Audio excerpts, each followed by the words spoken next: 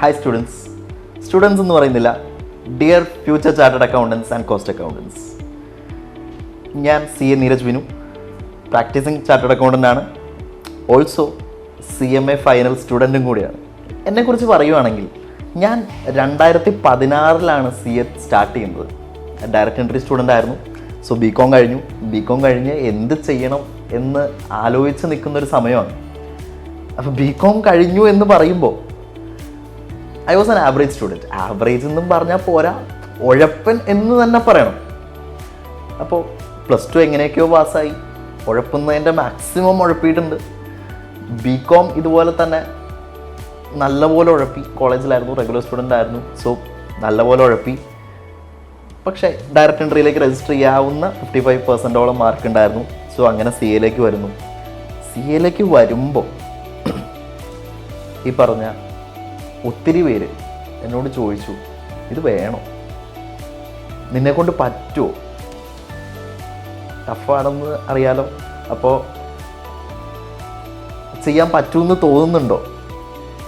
ഇങ്ങനെയുള്ള കുറേ നമ്മുടെ മുഖത്ത് നോക്കി ഇൻസൾട്ടിങ് ക്വസ്റ്റ്യൻസ് എന്ന് തന്നെ പറയേണ്ടി വരും. അപ്പം ഇങ്ങനെയുള്ള ക്വസ്റ്റ്യൻസും പല സ്ഥലങ്ങളിൽ നിന്ന്, ഇൻക്ലൂഡിങ് എൻ്റെ സ്കൂളിൽ പഠിപ്പിച്ച ടീച്ചേഴ്സ് ഉൾപ്പെടെ വേണമെങ്കിൽ ഇങ്ങനത്തെ ക്വസ്റ്റ്യൻസ് എന്നോട് ചോദിച്ചിട്ടുണ്ട്. കാരണം അവരെ പറയാൻ പറ്റില്ല, ഞാൻ അത്രയും ഉഴപ്പായിരുന്നല്ലോ. അപ്പോൾ എനിക്കൊരു ഒബ്ജക്റ്റീവ് ഉണ്ടായിരുന്നു. അതായത് ഞാൻ എന്താണ് എന്നുള്ളത് എനിക്ക് സ്വയം പ്രൂവ് ചെയ്യണം. ആൻഡ് അത് ഈ പറഞ്ഞ സൊസൈറ്റിയുടെ അടുത്തും പ്രൂവ് ചെയ്യണം എന്നുള്ളത് എൻ്റെ ഒരു പേഴ്സണൽ ഒബ്ജക്റ്റീവായിരുന്നു. അപ്പോൾ അങ്ങനെ ഞാൻ 2016 CA സ്റ്റാർട്ട് ചെയ്യാണ്. അപ്പോൾ സ്റ്റാർട്ട് ചെയ്യുമ്പോൾ എനിക്ക് ഒരു ക്ലൂ ഉണ്ടായിരുന്നില്ല ഇതെന്താണ്, ഞാനിത് എവിടെ നിന്ന് തുടങ്ങണം. അന്ന് 8 പേപ്പേഴ്സ് ഉണ്ട്. ഇത് എവിടെ നിന്ന് സ്റ്റാർട്ട് ചെയ്യണം എന്ന് ഒരു പിടിയില്ല. എങ്ങനെ തുടങ്ങണം, ഏത് പേപ്പറാണ് ഏറ്റവും നമ്മൾ കോൺസെൻട്രേറ്റ് ചെയ്യേണ്ടത് എന്നുള്ള രീതിയിലൊന്നും ഒരു ഐഡിയ ഇല്ല. അപ്പോൾ ഈ പറഞ്ഞ ഒത്തിരി ക്വസ്റ്റ്യൻസ് നമ്മുടെ മനസ്സിലുണ്ട്. പഠിക്കാൻ തുടങ്ങിയപ്പോൾ ഒത്തിരി ഡൗട്ട്സ് വരും. അപ്പോൾ ഇതൊക്കെ ഞാൻ ആരോട് ചോദിക്കും എന്നുള്ള ഒരു ഇഷ്യൂ ഉണ്ട്. ആൻഡ് നമ്മളിങ്ങനെ ഒരുപാട് ക്വസ്റ്റ്യൻസ് ചോദിക്കുമ്പോൾ, നമ്മളെ പഠിപ്പിക്കുന്ന ടീച്ചേഴ്സിൻ്റെ അടുത്ത് ഒരുപാട് ക്വസ്റ്റ്യൻസ് ചോദിക്കുമ്പോൾ അവർക്ക് എന്തെങ്കിലും ബുദ്ധിമുട്ടുണ്ടാവുമോ എന്നുള്ള രീതിയിൽ ഞാൻ ചിന്തിച്ചിട്ടുണ്ട്. ഞാനിപ്പോൾ ക്ലാസ്സിൽ ചോദ്യം ചോദിക്കുവാണെങ്കിൽ ബാക്കിയുള്ള കുട്ടികൾ എന്നെ പറ്റി എന്ത് വിചാരിക്കും എന്നുള്ള കൺസേൺസ് എനിക്ക് ഉണ്ടായിട്ടുണ്ട്. അപ്പം ഇങ്ങനെയുള്ള ഒത്തിരി ചാലഞ്ചസ് ഫേസ് ചെയ്തിട്ടാണ് ഫൈനലി 2020 ഡിസംബർ അറ്റംപ്റ്റാണ് എഴുതുന്നത് ഫൈനൽ.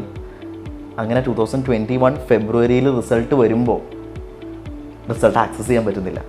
അപ്പോൾ മെസ്സേജ് അയച്ച് റിസൾട്ട് കിട്ടുന്ന ഒരു SMS അയച്ച് റിസൾട്ട് കിട്ടുന്ന ഒരു രീതി ഉണ്ടായിരുന്നു. അങ്ങനെ SMS അയച്ചു. അങ്ങനെ റിസൾട്ട് വരാൻ കുറച്ച് ഡിലേ ആയി. അവസാനം വന്നപ്പോൾ ഓരോ ഇൻഡിവിജ്വൽ പേപ്പേഴ്സിൻ്റെ മാർക്സും അതിൻ്റെ താഴെ first group pass, second group pass എന്നുള്ളത് മാത്രമേ, ആ 2 പാസ് മാത്രമേ ഞാൻ കണ്ടുള്ളൂ. ബാക്കി പേപ്പേഴ്സിൻ്റെ മാർക്സ് ഒന്നും നോക്കാൻ പറ്റിയില്ല. നേരെ സ്ക്രോൾ ചെയ്യുന്നു, പാസ് എന്ന് കാണുന്നു. ആ കാണുന്ന മൊമെൻറ്റിൽ ഉണ്ടാവുന്ന ആ ഒരു റിയാക്ഷൻ നമ്മുടെ ഒരു എക്സ്ട്രീം ലെവൽ ഓഫ് ഹാപ്പിനെസ് എന്നുള്ളത് പറഞ്ഞു മനസ്സിലാക്കാൻ പറ്റില്ല. കാരണം നമ്മൾ അത്രയും സ്ട്രഗിൾ ചെയ്യുന്നു, അത്രയും ഹാർഡ് വർക്ക് ചെയ്യുന്നു, രാപ്പകലില്ലാണ്ട് പഠിക്കുന്നു. എന്നിട്ട് ഫൈനലി ആ റിസൾട്ട് വരുമ്പോൾ ഉണ്ടാവുന്ന ആ ഒരു ഹാപ്പിനെസ്സിനെ കുറിച്ചാണ് ഞാനിപ്പോൾ പറഞ്ഞത്. ഈ സെയിം സംഭവമാണ് ഇപ്പോൾ നമ്മൾ ഈ ലാൻസിൽ ഇംപ്ലിമെൻറ്റ് ചെയ്യാൻ പോകുന്നത്. അതായത് ഞാൻ ഫേസ് ചെയ്തേക്കണ ഇഷ്യൂസ്, ഞാൻ ഫേസ് ചെയ്തേക്കണ ചാലഞ്ചസ്, ഇത് എൻ്റെ സ്റ്റുഡൻസിന് ഉണ്ടാവരുത് എന്നുള്ള ഒരു ഒബ്ജക്റ്റീവാണ് നമ്മളിപ്പോൾ ഇവിടെ സെറ്റ് ചെയ്യുന്നത്. അതായത് നിങ്ങൾക്ക് ഗൈഡൻസ്, നിങ്ങൾ ഏത് സബ്ജക്റ്റ് പഠിക്കണം, അത് എത്ര മണിക്കൂർ ഒരു ദിവസം പഠിക്കണം, ഏത് സബ്ജക്റ്റ് സ്റ്റാർട്ട് ചെയ്യണം, ഏതൊക്കെ സബ്ജക്ട്സ് മിക്സ് ചെയ്ത് പഠിക്കണം, ആൻഡ് എങ്ങനെ പഠിക്കണം, എങ്ങനെ നമ്മൾ പ്രിപ്പയർ ചെയ്യണം. നമ്മളപ്പോൾ ഇപ്പം ഞാൻ ക്ലാസ്സിൽ പറയാറുള്ളൊരു കാര്യമുണ്ട്. ഒരു കുട്ടി പാസ്സാവുന്നത് 3 കാര്യങ്ങൾ ഒരുമിച്ച് വരുമ്പോഴാണ്: പ്രിപ്പറേഷൻ, പ്രസൻറ്റേഷൻ ആൻഡ് ലാംഗ്വേജ്. അപ്പോൾ എന്താണ് പ്രിപ്പറേഷൻ, എങ്ങനെയാണ് പ്രസൻറ്റ് ചെയ്യേണ്ടത്, and how do you improve your language. ഇങ്ങനെയുള്ള 3 സംഭവങ്ങളും നമ്മൾ അഡ്രസ്സ് ചെയ്യും. ഇതിന് നമുക്ക് ഡെഡിക്കേറ്റഡ് മെൻറ്റേഴ്സ് ഉണ്ട്. ഫാക്കൽറ്റീസിൻ്റെ അടുത്ത് ഇപ്പം എൻ്റെ അടുത്തൊക്കെ എത്ര ക്വസ്റ്റ്യൻസ് ചോദിച്ചാലും എനിക്ക് ഒരു പ്രശ്നമില്ല, എത്ര ഡൗട്ട്സ് ചോദിച്ചാലും കുഴപ്പമില്ല. കാരണം ഞാനൊരു സ്റ്റുഡൻ്റ് ആയിരുന്നപ്പോൾ എനിക്ക് ഇഷ്ടം പോലെ ഡൗട്ട്സ് ഉണ്ടായിരുന്നു. ഇപ്പം ഇത് മുഴുവൻ ചോദിക്കാൻ പറ്റാത്ത സിറ്റുവേഷൻസ് ഞാൻ ഫേസ് ചെയ്തിട്ടുണ്ട്. അപ്പോൾ എൻ്റെ സ്റ്റുഡൻസിനും ഇലാൻസിലെ സ്റ്റുഡൻസിനും ഇത് വരരുത്, ഇങ്ങനൊരു ഇഷ്യൂ, ഒരു ഡിഫിക്കൽട്ടി വരരുത് എന്നുള്ള ഒബ്ജക്റ്റീവോടെ നമ്മൾ ഈ പറഞ്ഞ സ്റ്റുഡൻസ് റിലേറ്റഡ് ആയിട്ടുള്ള എല്ലാ ഇഷ്യൂസും ഹാൻഡിൽ ചെയ്യാനുള്ളൊരു സിസ്റ്റമാണ് ഇവിടെ ഉണ്ടാക്കിയേക്കണേ.